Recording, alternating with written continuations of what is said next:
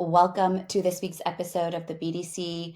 I have so many questions that I'm going to be answering inside this episode. So I'm really excited to serve you all and to talk about something that I think that most people don't know exists in the coaching world, which I didn't really ever see as an option as well when I first started coaching. And that is how to sign corporate clients in your coaching practice. And so just stay with me on this because you may think like this isn't for me. I really didn't see that vision either. And so I'm going to share a lot of my own personal learnings because I do work with corporate contracts. And I'm going to share with you what specifically worked and some ideas that I've helped my own personal clients sign corporate contracts that literally are feeding their business with continual referrals. And so I think this is a conversation for all coaches.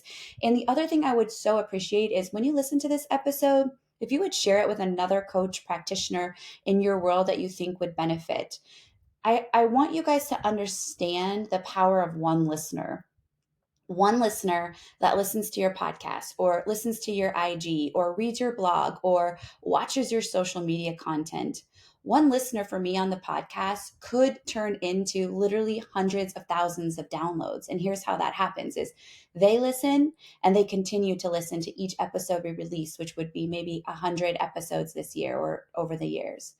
And then they might share it with one person, and that person listens. And this compound impact is completely transformational for me as a content creator, and because it supports my mission, which is to help 1 million coaches serve 1,000 clients. And I cannot do that through one-to-one coaching. I can do that through the podcast, which is why I care so deeply about it and why it's so extremely meaningful for you to just take like 1 minute to either leave a review or to share this with one other person, because that's how more people find us. And so today's going to be jam packed with lots of value and tangible things that you can do to potentially bring more corporate work into your world.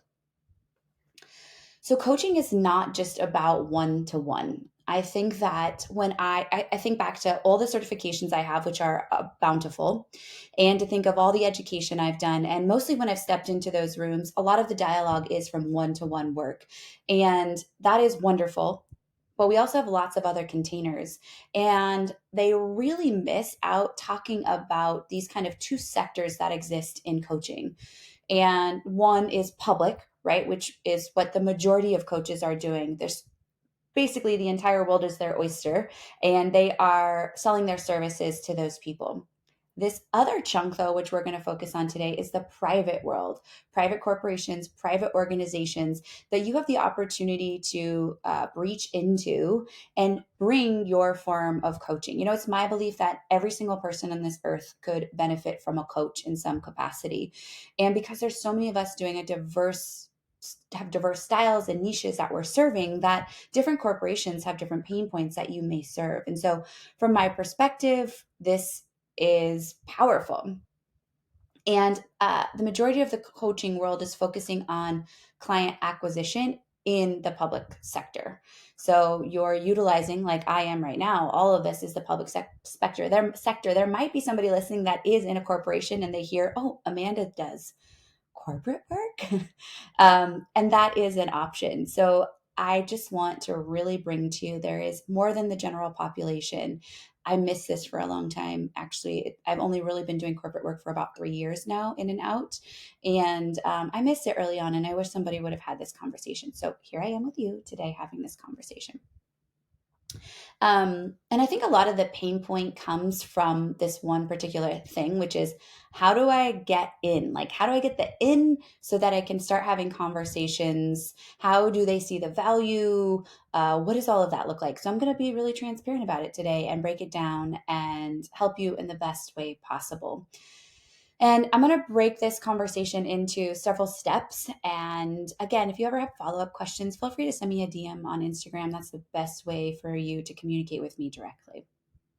And so I'm going to start with that question that I'm getting the most often. I actually shared in some of the coaching communities recently, I've been looking for some assessments that I want to weave into my corporate coaching world. And I was flooded with DMs when I shared that I do a lot of corporate work. How do you do it? How do you do it? Which is what inspired this episode, but also my clients inside the BDC. So many of them have valuable things to offer corporate worlds. And I asked, are y'all interested in listening? How can you take this to corporate? And they're like, oh, I never even thought about it. So, how do we start the conversation with an organization? And I'm going to share a little bit how I did that and then give you some ideas on how you might be able to do that. One is start with your network. My guess is you are surrounded by people doing awesome things inside of a corporate or small business, a corporate world or small business, and they probably don't even know the depth and breadth of the kind of coaching that you offer. I find that a lot of people's thoughts and beliefs around coaching are not based in their experience. They're based on what they've heard or based on their own thoughts and beliefs that they've created around coaching. And a lot of it is just misunderstandings, especially I find with the word life coaching.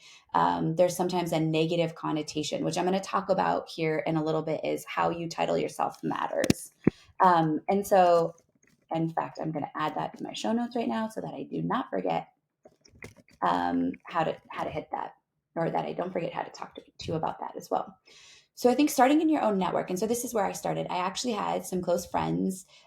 We were in a social setting that were talking about some of the struggles they were having in their business. And being the owner of the business, I knew that I had this like light bulb moment go off, like, oh, I can help them. I can come in and I can totally improve the employee experience and the communication and some of the things that were happening inside of that organization. And so, what I did at that point is I came home and I just opened up a blank document and I started writing all the ways that I felt like I could help them. And I didn't really know at the time where it would go. And also, I was open to just kind of seeing how it happened. And one of the things that I focused on, which is point two, is I focused on the gaps that I saw. So, from my perspective as a coach, as a third party, because remember, we all can't read the label from inside the bottle. And oftentimes, leadership inside of organizations are stuck in the same ways, same patterns, same routines. They've probably been, passed around from coach, other business coach to business coach. And what they don't see are gaps that exist. In this particular organization that I first started, I actually had quote unquote a business coach. And what I began to understand as I got deeper into the organization is that this coach was actually a sales coach. He was strictly strategy. He was talking only about numbers games, and he was missing a huge opportunity from my perspective to serve the people. And so as I saw that, I'm like, okay, they're not making sales because they don't know they have a number to hit. They're not making sales for other reasons. And that's how I can serve them. And so I began to see the gaps and just write them down. And that led me to a pitch. So I put together an email and I just simply emailed my friend and I said, hey, we were talking at this event, and ever since then, it's been sitting on my heart. I really think that I can help your organization go to the next level. Would you be open to having a conversation about how I could come in and do some coaching to help your people? And immediately the reception was warm. So we met for a Zoom chat and I kind of shared some of the ideas. Now, at this point, this could look very different for lots of people because you may not have somebody necessarily close to you that like I did, to begin the conversation. It might be more of a cold pitch where you see this opportunity for an organization that you're somehow connected to and you dive in. So, what I want to help you understand is corporate contracts tend to be higher ticket. They are longer term and higher ticket. There's more moving parts. And so you have to also understand that it may take time to nurture them. In fact, it took several conversations, coffees. I actually coached some of the leadership. I showed them my skills in action. I sat down with a team and was willing to nurture that because A, I believed in my abilities, and B, I saw the gaps and they just simply didn't know what they didn't know. And so I want to encourage you to be patient and really own the fact that you are great at what you do. Because if they sniff out a lack of confidence, then they are not going to invest in your services. So just be willing to invest time. And I find that this time does take much longer than nurturing a one to one client or a lower ticket group client. So just know that. But the idea here is to come from a place of service and value and be unattached to the outcome. I didn't really know where it was going to go, especially with my first contract. I was kind of like, I know I can do this. I know I can serve them, but I have no idea what this might look like. And so there was a lot of negotiation and a lot of communication in the front end and a lot of trial and error that did happen. And so be willing to show the leadership how you work and really step into the identity of the work that you do.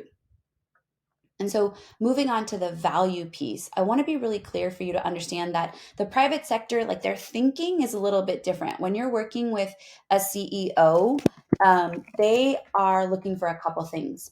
They are looking to maximize their profits and their productivity of their work environment. So, when you're thinking about gaps, I really want you to think about how does your coaching directly impact that ROI? They want direct connection. So that means that they want to know, how will this coaching basically benefit my profit? And I think every client we work with wants that, but sometimes the ROI isn't monetary. And it may not be for a corporate setting. But what I want you to think about is a couple things that I've learned and I've pulled metrics from over the years in doing corporate work. The most expensive line item for a corporation is actually client retention. It takes a great deal of money and time to invest in bringing an employee on. And so if they quit and leave, then they're basically starting from scratch. So what that means is they want people to stay and they want great people to stay. And so clients who are, employees that are happy and satisfied and are seen and heard are going to stay. And so that is a great way to come into the organization and say, like, I can directly help this thing. Right. And that's also healthy people. So if you're health, fitness, life coaching, healthy people who have confidence in themselves, they're well energized, they're more productive people, and that productivity also directly correlates to profit. Happy employees, great leadership, great leader employees stay and they want to move up as well, right? So if great leaders are doing great things and they want to stay within the organization, again, that directly ties to retention. And just in general, more happy employees and fulfilled employees work harder for the organization. When there's collective buy in, they're happy in their life, they're not miserable in their life, and they're more productive, which again leads to profit. So these are some of the things that I talk about inside of my corporate work. But I want you to wear that hat for yourself and just think about, where is your opportunity to show value and directly connect to the ROI? Because we want to continue to do that for the organization over time. So that's kind of phase one, is think about, where do you offer value and how can it directly connect to the ROI of the organization. Phase two, I really want to talk about is the model of coaching. When I started corporate work, I did exclusively one to one. We actually just took kind of a chunk of employees, a few employees at a time, and they came into my coaching container for 6 months. And so I would just do one to one work with them. And it was fantastic. And I still do a small bit of that. Obviously, though, that's not scalable, and you can't impact hundreds of thousands of people inside the organization by doing that. And so there's also ways to shift that over time, and that's what I've done over time. Is I realized that it was really working, right? The coaching was really effective. We were seeing some really big changes inside. And in order to impact more people in the organization, we needed to shift models. And that's when we shifted into a group model, or a hybrid model, actually. And I do this with some and some not, but there are options to create kind of a hybrid model, which is my favorite. So I meet with a small group once a month, and then they each get a one to one session with me once a month. This is what's working for me really great right now.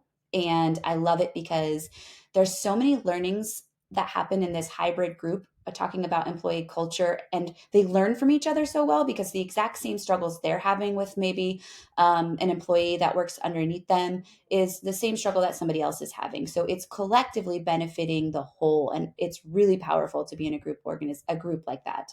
And I also leave that up to the leadership of how they want to pair people together. So when they bring me a cohort, they've carefully selected that cohort to be together because of maybe the roles they play, or just the energies, the personalities seem that they would drive really well.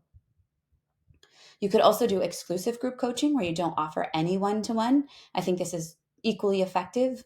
And it really just depends on the time that you have and how you want to come inside the organization and what the leadership is looking for as well. And again, just pricing wise, and I'm going to talk more about investment, like that's going to also determine the investment level. Obviously, if you're working one to one with all of their people, that's going to be a higher offer than if you're working with group. And lastly, another way to coach inside of corporations is actually by speaking. And so you could come in and just do live trainings for them. That could be a one and done, or every month you come in and you teach to the collective.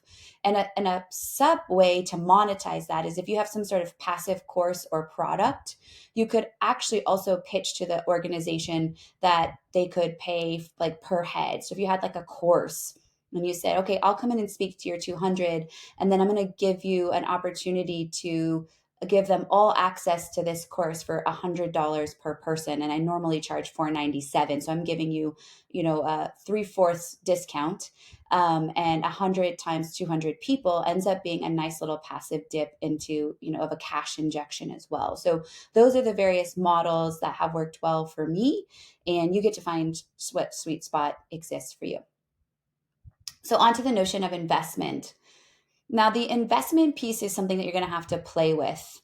And I've definitely increased my pricing over time. But here's a few thoughts. I like to look at the per head that I'm going to be impacting and look at all the legwork that's going to take. The first few months, there's a lot of prep work that goes into onboarding clients. I do pre and post assessments. Once the organization has self-selected the cohort, I first talk with them over the phone to make sure there's buy-in. And then we do onboarding sessions before we move into group. That's the way I like it. So I can get to know them and know their specific pain points. And then what happens from there is I curate the content I'm going to be teaching.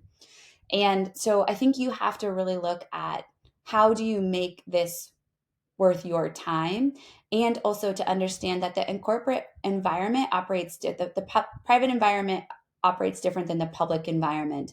A lot of companies are willing to invest great money to bring in great coaches to do amazing work, but then you need to be willing to back it up, and I'll share a little bit about how I do that as well. So as far as investments, I wish I could tell you that there was a standard. It ranges drastically.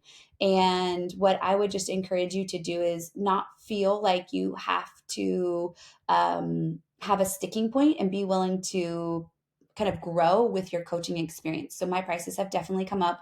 My original client, has showed me over time how I want to price and where the value is for me as far as reciprocity in time. So, as I just mentioned, one thing that's really important for me is to be able to take data back to the organization and show that my work is impacting people and they're getting the ROI they expected. And so, one of my things that I do is offer pre and post assessments. And while I'm not going to be sharing this here, all the questions, I uniquely design my pre and post assessments inside of Typeform, which is basically it's like a form software, just much like Google Forms. I just think Typeform's prettier. It looks more professional. And so over time, I've been clear on some of the things that I want to measure. And some things I want to measure are work life balance, communication skills, leadership, happiness, confidence. And so I want to be able to clearly get an indication of where these people are starting with me and then what it looks like at the end. And then I'm able to extrapolate that data and literally put it into, a presentation and go back to the organization and say, look, here's a debrief on this cohort, and here's the cool things that have been happening. And the other thing I like to do along the way as a bonus is just sometimes screenshot some of the things that are happening, some of the cool results, and send it to leadership. Or I also give usually monthly breakdowns, like debriefs, like here's what's happening, here's where we're at. So they're constantly in the loop as well. So you get to frame that up however you want, but I would really encourage you, which in the beginning was a little harder for me. I was kind of getting my grounding, right? I was getting my footing down, and I didn't do as great a job of this, but that's how we grow and evolve. And I realized I want to be able to show them that the investment's happening. And then what's happened now is my original client has now referred me other clients. And in fact, so exciting is he wants to invest in my model and take it even bigger and monetize it in different ways. And so we're right now kind of thinking about what does this look like in the next 2-year to 3-year to 5-year plan over time. My last two pieces are just like some little hints, some little hacks, if you will. I mentioned it at the beginning, but I also think how you title yourself does matter. I've noticed, and this is don't make a rule of it, but I want you to really think this through. I've noticed that coming in as a quote unquote life or business coach is less impactful than coming in as a performance coach. So I personally come in as a performance coach. That's why I asked to be introduced. That's how we title because everybody in a corporate environment wants to perform better. They may not know, quote unquote, what better is for them, but I want you to think about your title and really own the title that you think is going to drive the needle for that particular business in the highest way possible. And lastly, is the interesting thing that I learned very quickly is when leadership brings people in to be coached by me, there isn't necessarily a lot of skin in the game. So they're not paying, right? So our private clients pay, and that monetary exchange is actually critical for them, like showing up to do the work. They're invested. And the difficulty I have had over time is that sometimes employees are really invested and some are not. And so we quickly put in a contract, and I let my corporations and my businesses develop these contracts. We brainstormed, but essentially they have to figure out like how they're going to get their client to have skin in the game so that they show up to sessions, there's no excuses. And so some of them put in basically a refund mandate, or in other words, if they don't show up to do the work, then the dollar amount that there is invested in coaching, they are required to pay that back. And some have done really creative things. While this is not always a problem for every person, I just want you to understand that an energetic investment is really important to the flow of how these like agreements work. And I think they're, something that you should think about as you get deeper into really strategizing with larger businesses, corporations, organizations that are bringing you in, because I think that it benefits you, the client, and the leader that are bringing you in, the leaders that are bringing you in. So I hope all of the details that I share today help you get juices flowing about what private work could look like as a coach, and B, give you a kickstart so you're not completely starting from scratch and you're given a little momentum to start bridging start to create some of those conversations. There are some of my clients, for example, I have nutrition coaches who are literally building their business by working with chiropractors, pediatric physicians, allergy specialists. So they go into these corporations and do education, and then they send them direct clients. So their employees and their patients directly benefit. I have other coaches that would fall more on the life coaching spectrum that are going inside and having open office hours essentially and being paid to go have open office hours in organizations, and people can sign up for coaching at their leisure. So there is so many ways for these things to happen, and I just want to encourage you to think out of the box, to remember that there is this private world that can directly benefit from your services. And the most important thing is to embody and be the best damn coach, because when you show up that way, it directly benefits the organizations that you have the potential to serve. So as always, like I mentioned at the beginning, if you find this episode valuable and the information I'm sharing deeply resonates, then it would be my honor if you would share it with someone else that could benefit. And also if you would leave a review for us and share with me over on the DMs and Instagram, what other questions do you have? If there's other content that you think you would love to hear from me, I am happy to share more as always. So keep on coaching. I'm so excited for you guys, and I will see you on next week's episode.